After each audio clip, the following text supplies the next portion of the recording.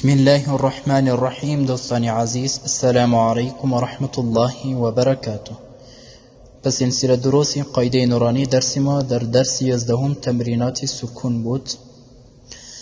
میم قاف زبر مق، را زبر را، با زبر با، تا دو زیرت، مقربات، وقفا مقربه، مقرا، قاف قلقلة مفخم، را مفخم، مقربه.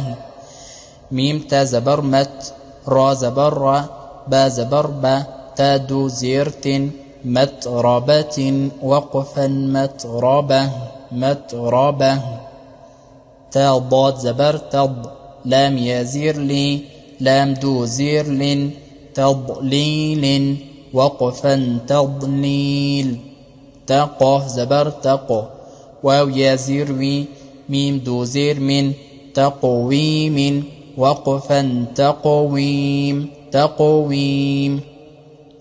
تا كاف زبر تك، ذانيا زير ذي، بادو زير بن، تكذيب، وقفا تكذيب. تا سين زبر تس، نون يا زيرني، ميم دو زير من، تسنيم، وقفا تسنيم.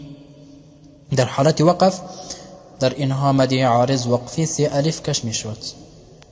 میم سین زیر مس، کاف یا زیر کی، نون الف دو زبر نن، مسکینا، وقفا مسکینا.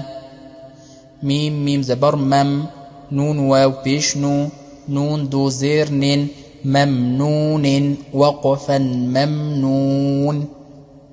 میم ح زبر مح، فا واو بيشفو، ضاد زير ضن، محفوظ، وقفا محفوظ.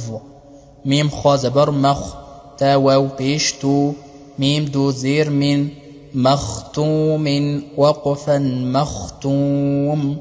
ميم سين زبر مس، را واو بيشرو، را ألف دو زبرا، مسرورا، وقفا مسرورا، مسرورا.